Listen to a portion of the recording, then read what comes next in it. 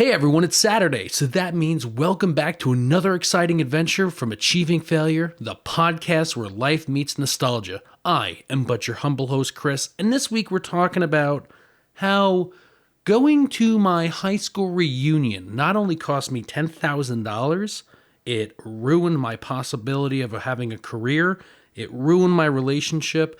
However, I got a good 3-month vacation out of it going down to southern Florida. We're going to Rehab, baby. Woo!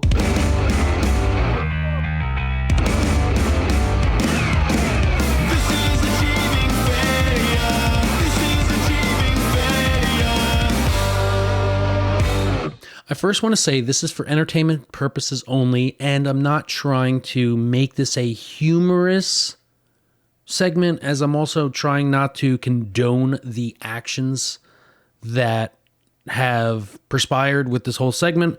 It's just more a unique experience that I would have liked to share with everybody. So if you do have problems with alcohol and drugs, please seek professional help. Before we get started, we got to go way back to 2013, October, the fall of 2013. And back then, it was my 10-year high school reunion, my first high school reunion, and I really didn't want to go because I didn't really want to deal with the people I went to high school with. I was like, it's 10 years. I don't talk to anybody. There's maybe like 2 people I want to talk to.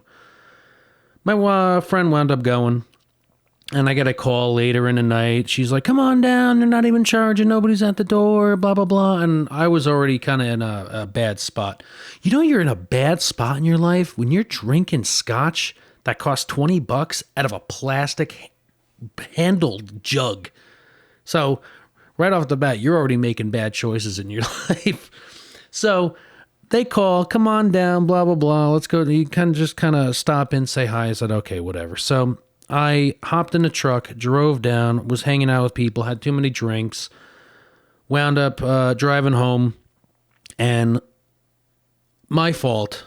I screwed up entirely. I wound up getting pulled over by the police. I smelled like booze. They arrested me.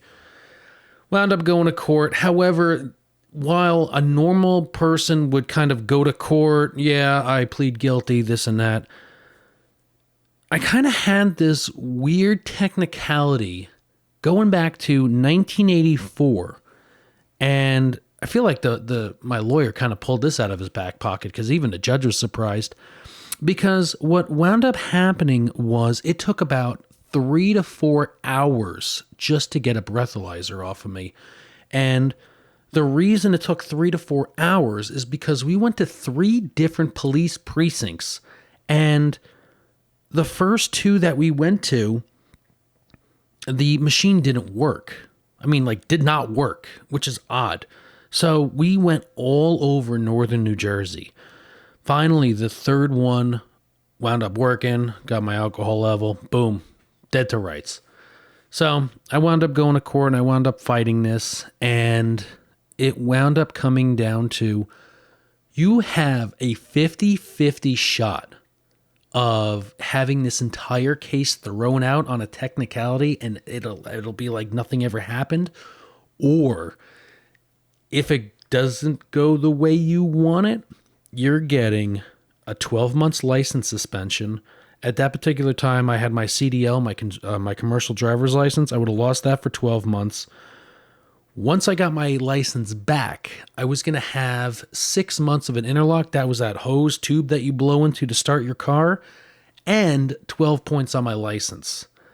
So definitely a gamble of you're either going to get anything and everything, including the sink and the book thrown at you, or you just walk away. Now, as much pride that I had and I wanted to fight it, the alternate was, or you plead guilty, you lose your license for 7 months, that's it. I said, that's it? He goes, that's it. I said, I swallowed my pride and I said, all right, let's do it. So I wound up taking a deal, and once I got out of court, I had to call my union rep because of course, I lost my CDL license. So in order to protect my job, call my rep, and he goes, okay, it's going to be a little bit drastic, but there are certain procedures we can do or take to help preserve your job. I said, okay, well, what do I have to do? He goes, we are going to have to send you to a rehab facility. And I said, okay, I want to say there's like one down the street. He goes, well, we got a place. I said, okay. He goes, well, here are the proper steps. First, you have to say that you have a problem. You have to admit that you have an addiction, a problem, something. I said, okay, I have a drinking problem. He goes, okay.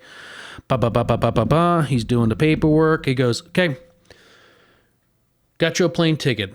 I said, whoa, a plane ticket? Are we not doing this in-house? Are we not doing this like in-county kind of thing? He goes, no, we got to send you this facility. It is in Southern Florida. Fort Lauderdale, Florida. I said, oh, so how long? He goes, 90 days, 3 months, and your flight is now booked. You're leaving in 18 hours. Oh, okay. So here I am, 23, 24. I just got out of the military a couple of years ago. And you would think moving from East Coast to West Coast when you were 18, 19 was a culture shock. Being told that you now lost everything and you're hopping on a plane in 18 hours to go to Florida for 3 months was not something I thought that I was going to be having this conversation today, especially with my girlfriend when we just moved into a new place. So I wound up getting dropped off at the airport, super nervous, and talking to a couple friends on the phone before I leave, kind of doing one of these like last saying goodbye. It's almost like going to jail because it's like, I'm not going to see anybody for a while. Okay, bye.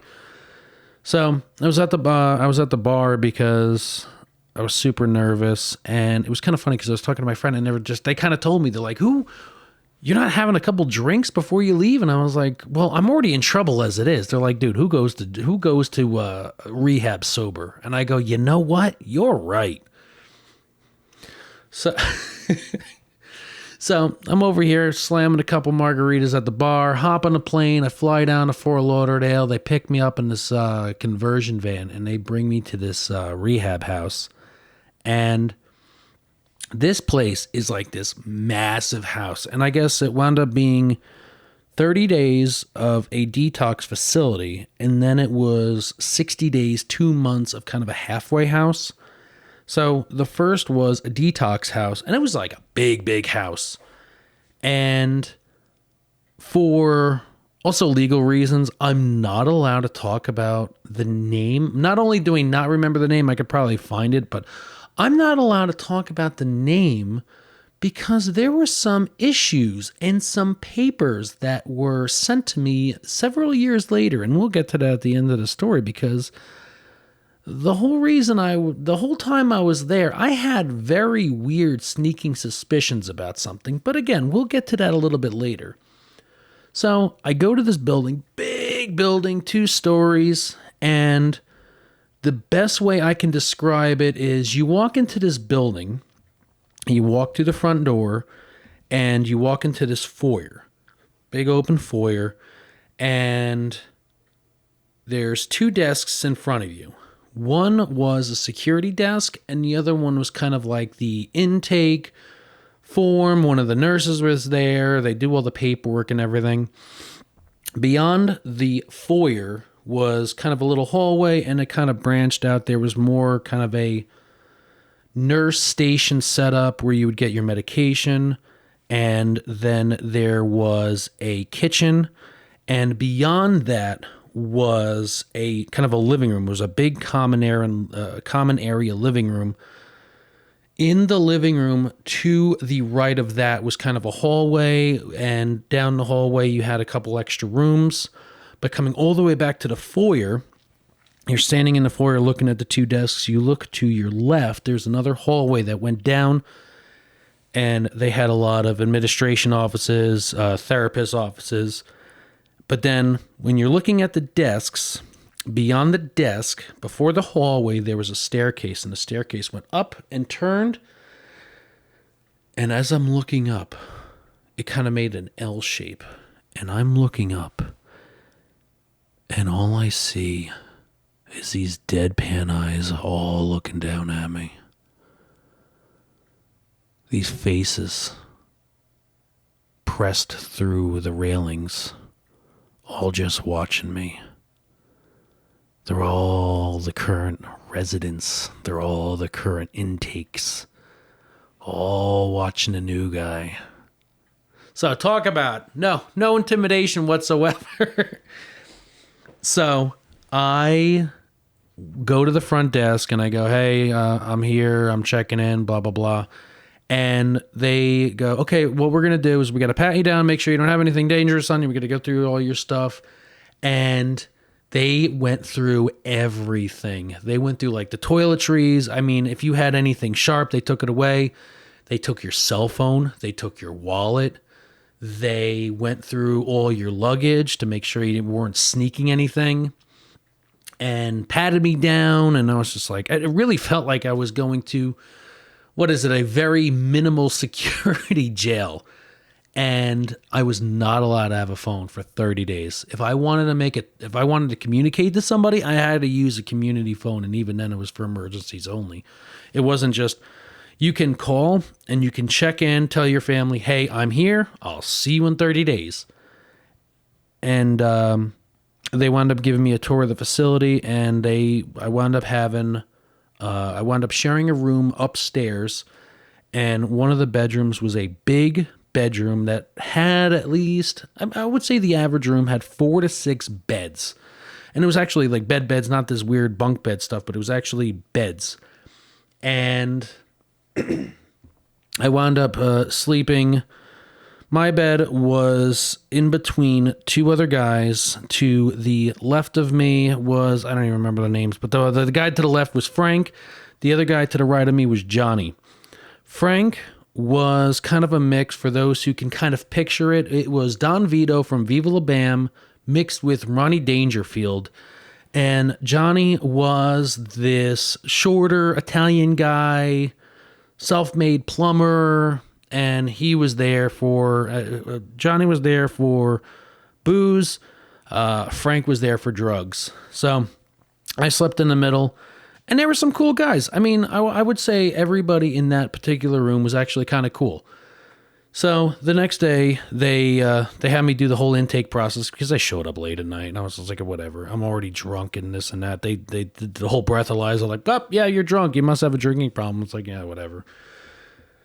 So next morning, they're doing the intake. They're asking me, so why are you here? What's your issues? Do you feel like you have a drinking problem? I was like, no, I don't have a problem with drinking. It was just wrong place, wrong time. But it was one of those things. I'm fighting it. I'm fighting the urge to accept that maybe I do, but either way. And they were asking me, so you drink. Why do you drink? Is it because you're depressed? Is it because you're happy? Is it because you're sad? And I was like, dude, I do it because I'm bored. Now, imagine trying to explain that to somebody and they go, oh, it's just like suddenly I don't have, of all my years of therapy, I don't really know how to handle this question of because I'm bored. What do you do when you're just bored? There was no reason. I was like, I don't know. You're happy, sad, whatever. I'm just bored. That's because it kills time.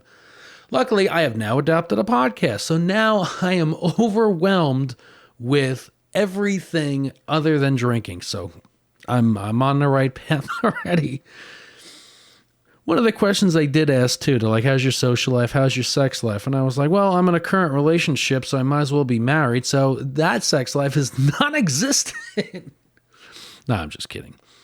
So for several days, they loaded me up on a bunch of crazy pills. I mean, I was on everything. I do remember there were like orange pills, purple pills, white pills, round pills, short pills. And I was like, I don't even know what I was on. Like I was in a trance for 3 days. It was wild. And one of them was something to deter having delirium tremens. Pretty much when you come off, if you have a severe alcohol addiction, a lot of people refer to it as DTs, and your body starts shaking, it starts convulsing, and these pills actually stop that from happening. Well, I don't have those issues ever. I never did. So it kind of threw me through a loop that you're shoving these pills down my throat. But I was like, I don't know. Right off the bat, I'm already sedated. So unfortunately, I was not in the right mind. Even the security guard, he was like a week later, goes, "Dude, you were like all messed up." I was like, I know. I hated it. That was one of the worst experiences. But I wound up joining more or less like the general population, and we kind of had a schedule. They kind of told us when we had to wake up, when we had to eat. We had to do meetings. We had like group therapy. We had like yoga, which is kind of a cool thing. And they had scheduled meetings. We had to go at night, and then they would also tell us when to go to sleep. Now, for me, I'm not so much a religious person, and I hate going to church. But every Sunday you had the option to go into church, and every Sunday I took it because it was an opportunity to get the hell out of that house. Now, this is actually kind of a side experience because it was actually, I've never seen or been or even known about this, but they have these mega churches. Now, when I say a mega church, I mean it's a mega church. I mean this thing holds 3,000 people. And I believe it was a Episcopalian church, but I mean the parking lot was so massive that they had the trams, like trams you would see at Disney World airport trams to escort you to the other end of the parking lot. That's how massive this parking lot was and the church. And they had a bunch of music and this and that. And I was like, you know what? It wasn't so preachy as opposed to all the churches that I grew up going to. But I said, you know what? For what it's worth, I'm getting out of this facility. It's a nice mental break. I can relax. I'm with normal people, so I took that opportunity every Sunday. But we had a very strict regiment, and every couple days we had some new intakes coming in, and a couple of them were some actual doozies. Because one of them, I mean, again, I hate saying this because it's very unfortunate, but we had some older, middle-aged, elderly women coming in that were all drugged. They're all drugged up. They're all on booze hounds. They were smashed on wine. They looked like hell. And that was just that's just the reality. But we would sit there with our faces pressed through the railings, watching these people come in because that was our entertainment. I mean, there really wasn't too much to do. Like, you just sat there talking to everybody. You're kind of like excluded from the outside world. So watching people come in was your form of entertainment. So here we are. I joined the group, but again, it's very unfortunate that a lot of these people, seeing the conditions of how these people came in, I'm thinking, I just screwed up. It's not me, it's everybody else. But it kind of was a reality culture shock to go, listen, if you go down this road, unfortunately, this is how you can wind up. One of the guys, though, it was kind of humorous for us. But his family more or less kind of forced him to go to this facility. So they dropped him off. He walked in. They're doing the whole intake process. And boom! This guy just takes off running out the front door. I mean, this guy was quick. Even the security was like, whoa, what just happened? This guy's gone. Busts through the front door, hooks a right, and starts running down the road. Now, mind you, this facility, it's not so much a highway. It's more of a county road. So it's kind of a busy road. But there's really nothing down this road. So this guy just takes off running, and security hops in the van, and all you hear is the tires chirping, and they're chasing this guy down the road, and we're all like running, trying to peer through the window. And we're like, wow, he's gone.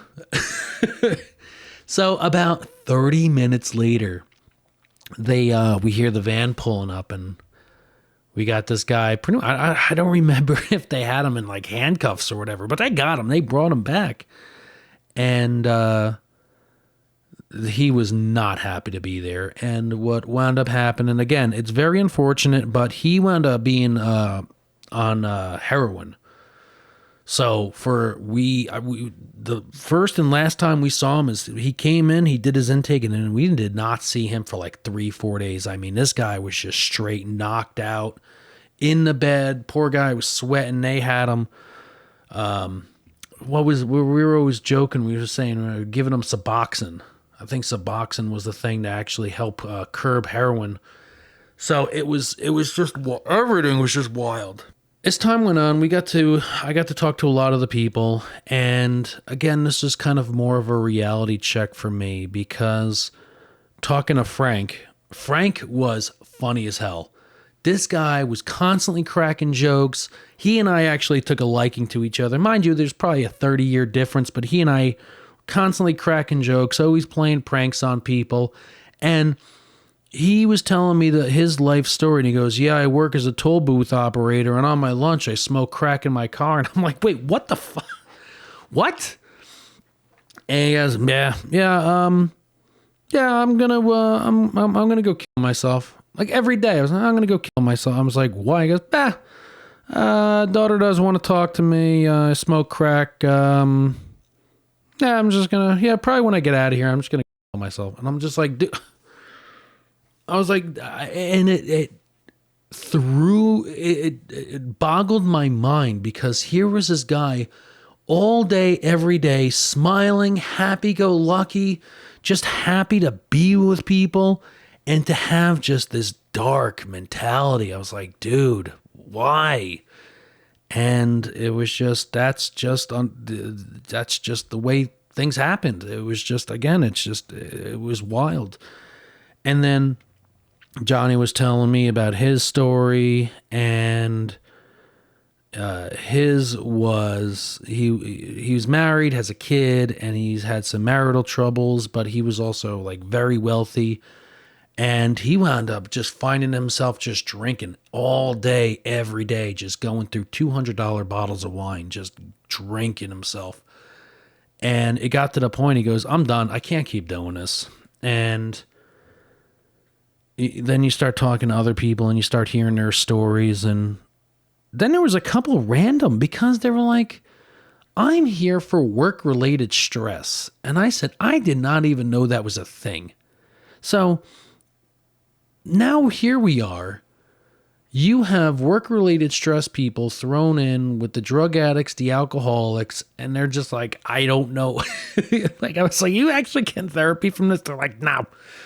Especially, it kind of made me laugh because you have to find the entertainment in everything. And here we are going to NA, Narcotics Anonymous, AA, Alcoholics Anonymous. You're going to all these meetings and these people are here for work-related stress. Hearing how like all these people were like pack mules for gangs and getting arrested and using their bodies and doing all these drugs and falling on hard times. And they're like, I just have work-related stress. And you could just see the frustration in their eyes. But I do have to say, while I am personally not the biggest fan of going to a lot of these meetings, I do understand they do help people, and I am totally encouraging it.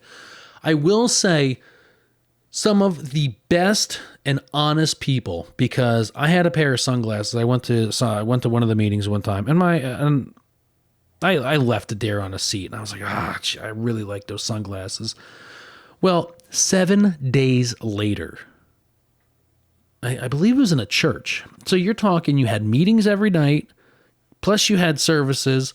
7 days later, we go back to this church, same kind of meeting, and I go to the coffee carafe in the back of the back of the church over there. They had it all set up with the cups and everything, and right there, right next to the cups, was my sunglasses. And I was like, well. I mean, anybody could have walked off with it, but the simple fact that somebody actually kept it and held on to it and not a single person touched it, it really did show me that there is some honesty and integrity left in this world. So I really do appreciate that, at least that aspect from that community as a whole. So while 30 days felt like forever, you had to find your ways of entertaining yourself, even when you fall on hard times. And one of the hard times I fell on was getting the phone call that I was rejected from the police force.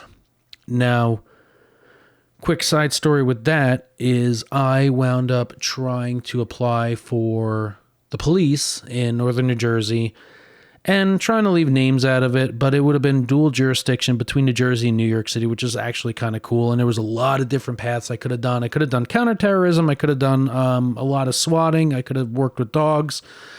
Really excited. And I passed the test. I went to go take my written test, passed the written test, took my physical test, passed it by flying colors. And all they said is, all you have to do is be good. Sit on your hands and just be good. Well, what's the first thing that I did? I went out and I got myself a DUI, and now I'm in Southern Florida getting a phone call, or more or less replying to a phone call because I didn't have a cell phone on me, and going, yeah, I got a DUI. And they said, unfortunately, you are now going to be disqualified because you cannot have a DUI within 20 years. Now, the cutoff was, I believe, 32, 35. So, no, 32. So the math really didn't work in anyone's favor. Pretty much the way they said it is you cannot have a DUI ever, like up to at least 21. If you have a DUI after 21, you're done. So, I'm out. I'm done. I said, at least I still got my CDL job. So that was a real kick to the dick. But now, mind you, a lot of people say the Lord works in mysterious ways, and with everything going on nowadays, with everybody being anti-police, and it's just, maybe it worked in my favor. I don't know. It was just, unfortunately, it was not in the cards, and it is what it is. So anyway, going back to, you had to find yourself, you more or less had to find ways to entertain yourself. And once a week, we got to go to, what the hell was that place? Dollar General, something like that. Yeah, the Dollar General, whatever that 99-cent store was. And we had an absolute free-for-all because we went to the Dollar General and we just loaded up on a ton of crap.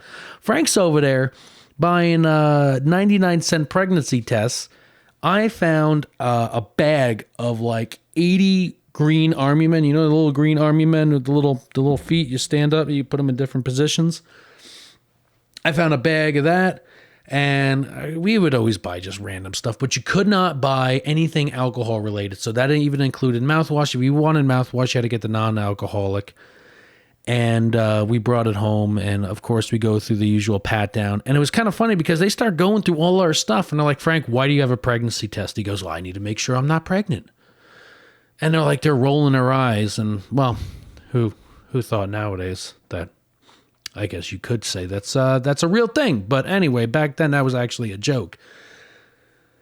So, as being troublesome as Frank and I were, one night when everybody was asleep, we went through the facility and we started hiding green army men everywhere. Like, you're walking through and you see on the door ledges, you see on the window sills, you see in the most obscure places, these green army men. And I mean, like, throughout the entire area, you had these green army men. People like, how many are there? I was like, oh, there was a lot. It was not a 5-minute job. I mean, it was we had to first be very sneaky because you weren't really allowed to be out of your room unless you were using the bathroom. And, then we had to bypass security. So I was like, this was not easy. So we took a lot of pride in what we did. It took them like a good couple days to find them all. And I want to say, even by the time I left, I don't even know if they found them all, to be honest. So after the 30 days, we wound up going to another house. It was kind of like a halfway house. And what this was kind of like an apartment. And there were two buildings, and the guys were in one building, and then across the street, same setup, same kind of house, and the girls lived there. Now, what we would do is everybody would live there, and it was our responsibility to... It was more or less like you're fending for yourself. You're just now in a community of other people, and you're fending for yourself.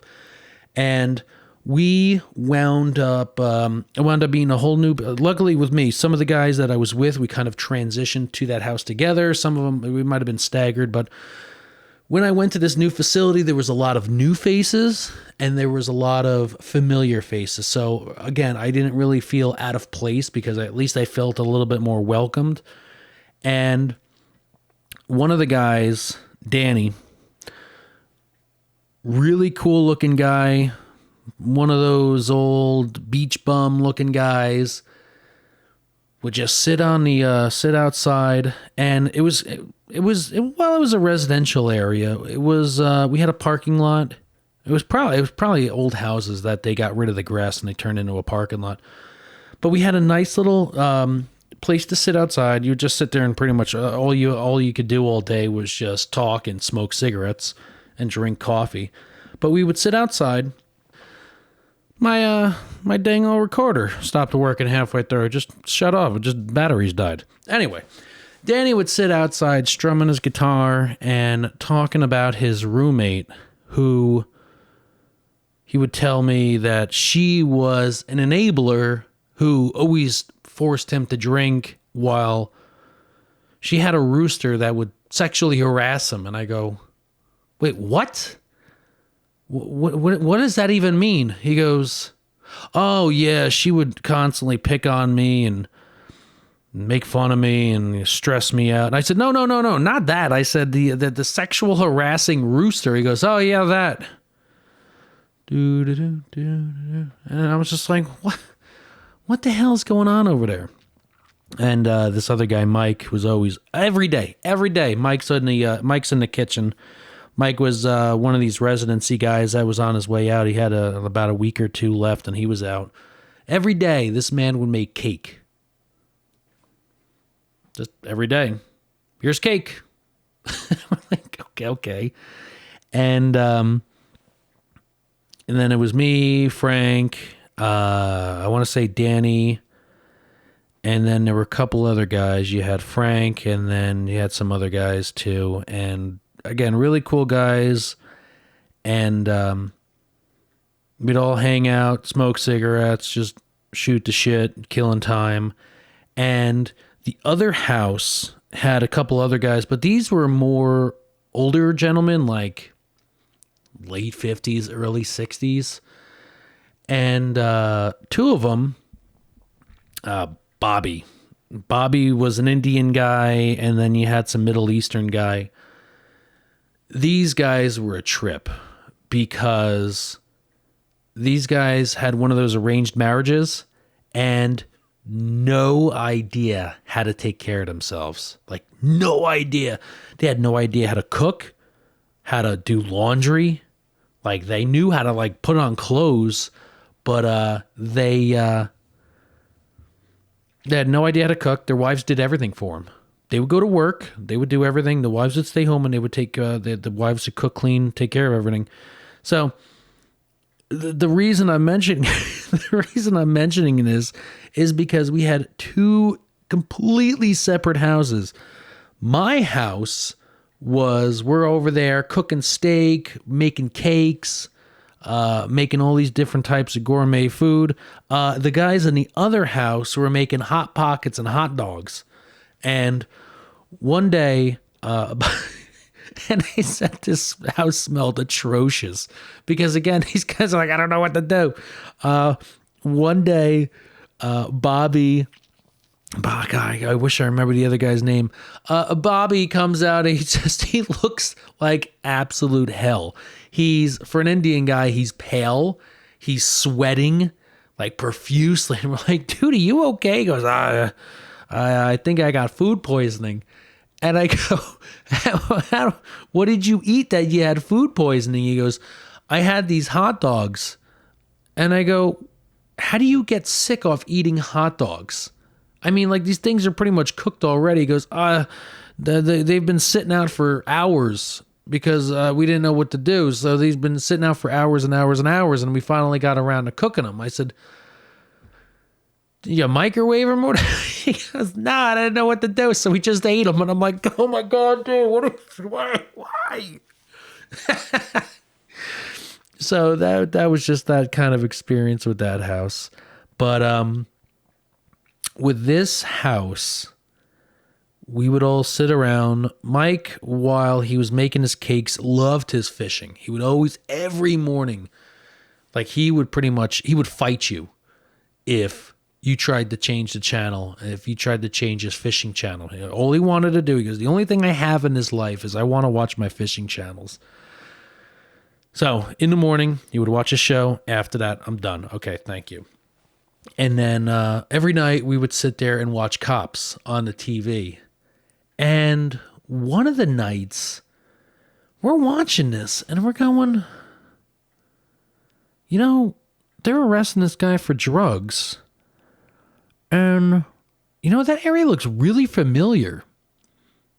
And we go to the window and we peer open the blinds and we look around the corner and we said, that's right there. These guys are right down the street. Now, mind you, it wasn't live, but I was like, this just happened. Like, they were over here. So that was our entertainment. We got to watch Cops, and a lot of the Cops episodes just happened to be in Fort Lauderdale. I'm like, oh my God. Well, it wound up being Fort Lauderdale. I guess Davie, Florida, Fort Lauderdale seems to almost be like this crazy mecca for rehab facilities, because there were so many. And every day we would go to every day we'd go to another facility. But being in this halfway house, we would have what we called the big house.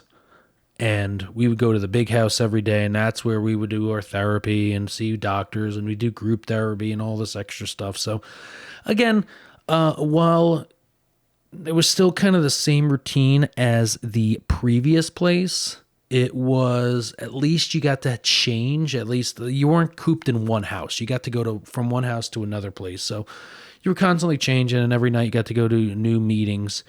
And so it was at least a different change of life. Now, a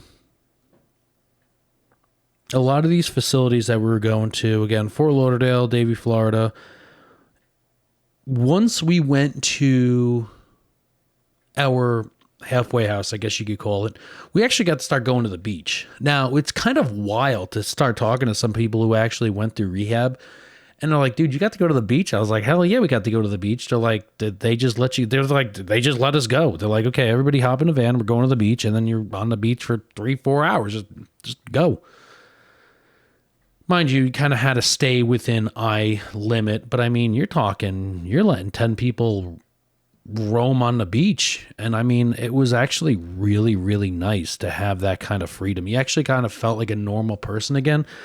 However, they still kept your cell phone. You did not have a phone. If you wanted to make any phone calls, now mind you, you got a lot more freedom when you went to this halfway house, but you had a community cell phone that everybody had to use. And it was frustrating, but you also had to kind of remember phone numbers at that point. So I remember I actually had to write down all the numbers. And it was just odd. It was weird because you're trying to talk to your family, but other people want to use the phone. So you're trying to find the right time to call, and you're trying to be considerate of everybody else. And it was just, again, it brought me back to the good old days of when you had a actual house phone and you really had no privacy. Nowadays, you really take for granted how much freedom you have with a cell phone. And it kind of really brings you back to, I don't want to say the good old days, but it brings you back to the reminiscing of, yeah, I remember trying to use the phone and your sister wanted to use it, or you're trying to pick up and your dad's on the line, or somebody's eavesdropping. It was always, I wasn't a fan of it, but at least I got to use a phone. I got to call home, got to talk to some friends here and there for the people who actually wrote their number down, because again, everything was on my phone. But we did go to a lot of meetings, and again, in that halfway house, we had choices. Sometimes we would go to these groups, and they would have branches of, you can do NA, AA. They had some codependency. They had crystal meth, which I didn't realize that was a standalone one. And I want to say there was something else, but I can't remember. But I remember just talking to people. And again, it's just, for being kind of a fish out of water, my whole life, I did some stuff here and there, but it was really never an issue. It was just, I just drank. But I'm talking to some of these people who had crazy severe addictions to drugs, and to the point where they were telling me stories about people would climb up on buildings and start huffing the Freon and then get all messed up, fall down the building. There, people are falling down the scaffolding, breaking. And I was like, what the? This seriously happens? Like, dude, this happens actually a lot more than you actually know. And I was like, Jesus. And one of the things that did not click in my mind, and it's more, a lot of people use it more frequently now, but was the hand sanitizer. Hand sanitizer's everywhere. Everybody's carrying it with them. It's just like everywhere in a building you go, you got hand sanitizer everywhere. In these facilities, in these rehab facilities, they did not have them. And if you brought in hand sanitizer from what we call the outside world, they would confiscate it from you. And I was like, okay, that's odd. They're like, why is it odd? I said, what are you going to do with hand sanitizer? Well, just like mouthwash, hand sanitizer is mostly alcohol. So as the rumor would go, people would take hand sanitizer and mix it with juices or sodas and just drink that because they're like, I can't afford it. I got to have something. And I was just like, oh my God. It really did give me I don't want to say an appreciation for what I had, but I felt a little more humbled to know that even when I thought I was in a bad spot, there were people that were in a much worse spot.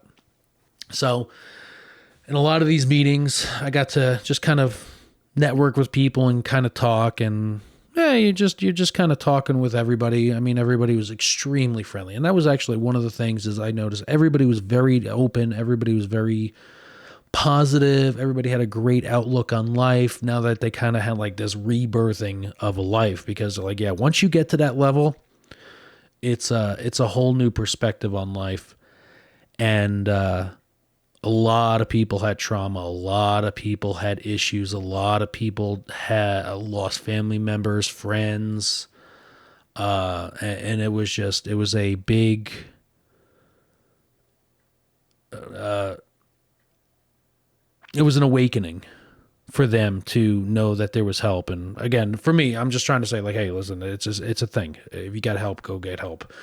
But one of the guys that I was with had such bad memory loss from alcohol that he had to literally write everything down. He had to write it down because his short-term memory was shot. He could not remember anything.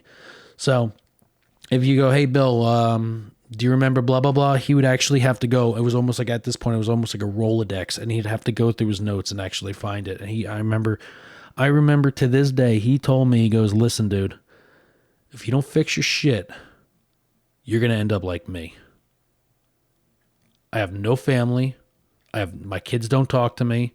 I lost my license for the rest of my life. Luckily, he was gonna move down to Florida, but he goes, at least in Florida, you could rent a scooter. You don't need a license for a scooter. He goes, my life is absolutely destroyed. He goes, if you go down this path, you will be this. And I was like, ugh.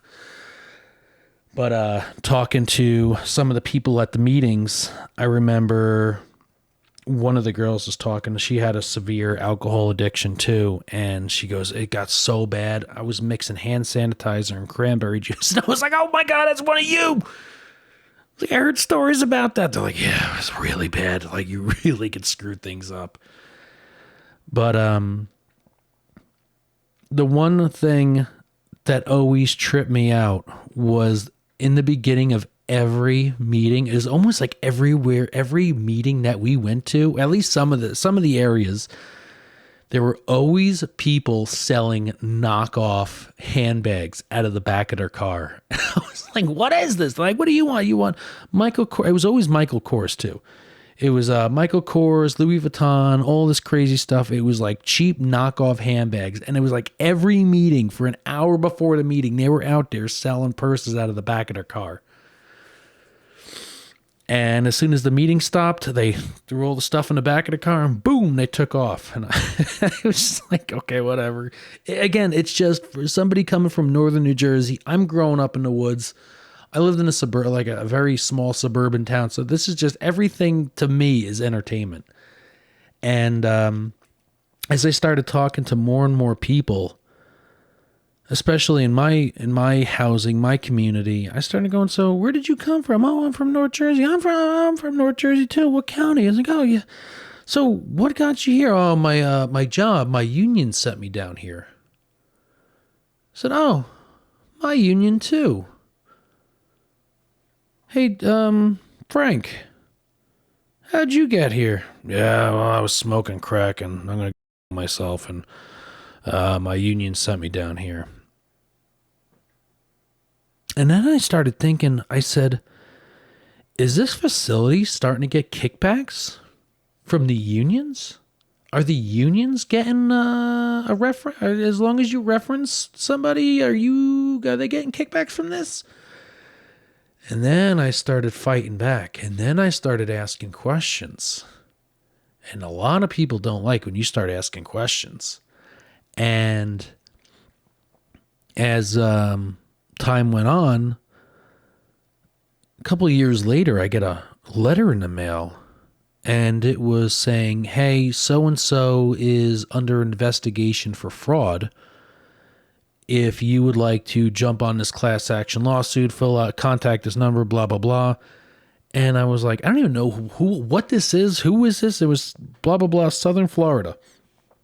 And I'm going, it's like 10 years later. I was like, I don't know what the hell this is. And then it clicks. I go, that was that rehab facility. That guy owned the rehab facility. And then I started thinking, I'm kind of putting two and two together. I'm wondering if this is kind of a glorified scam, because there were a lot of people that were there not getting treatment. A lot of people were getting kind of angry, but a lot of unions were sending people down there. Conspiracy. So the day finally came, and after living there for 2 months and having crazy adventures and talking to a lot of people, I did come away with a kind of a new perspective.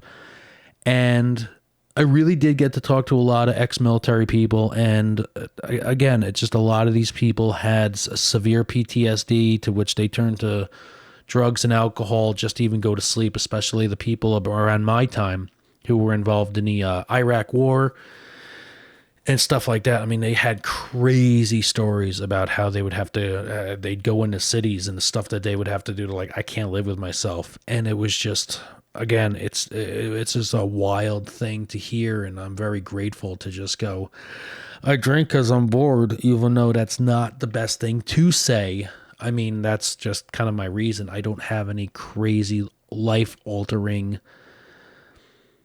consequences or issues. So to say I came out unscathed with that is kind of a blessing.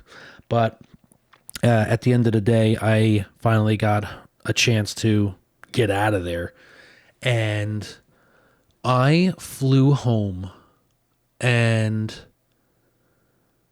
got to the airport. My mom picked me up. Girlfriend came running over, jumped into my arms, so excited to see me. And I just felt so I don't want to say unenthusiastic, but it was just extremely odd because it's like the whole world, and this is one of those crazy things that I even experienced in the military. The world will never stop, especially for you. The world will continue going on, and especially being isolated for 3 months, a lot of stuff can actually happen. So 3 months later, I come home and it's just like the whole world is almost completely changed in my perspective. Like the whole world is totally different. And it was just odd. It really started causing problems because it was almost like, again, I don't want to say like, oh, you spent 3 months in jail, but it's like you really were isolated. You couldn't talk to anybody. The people you could talk to was a very small group of people. And whenever I came back home, it's just everybody was just like, oh, you left? Oh. It was just odd. But it's an experience that, once again, that I never want to go through. But it's also something worth sharing, worth telling. Because, again, everybody's experience is different, but sometimes you just have one of those unique experiences. So I'm going to wrap this up. Thank you guys for tuning in. If you love what we're doing, if you love what we're putting out, hit that like, subscribe, share this with family and friends. This is kind of a lengthy rant episode, but this is something I've wanted to talk about for a while and kind of share. And I've kind of shared bits and pieces, and everybody goes, oh, you're airing out your laundry. And it's just like, nah. It's something that personally affected me, but I don't have a problem talking about it because I kind of want to share the awareness that there are facilities that help people. There is hope. You don't just give up. If you do have issues, talk to people. You got friends, family. There's a plethora of things that you can do, and you just don't give up. There's always hope. You can always turn your life around. It's just, you got to do it sooner than later. So with that, I'll wrap it up. Thank you again so much for checking out this episode, and we will come back with a more entertaining episode next time. Thank you all. Love you, and we'll see you next time.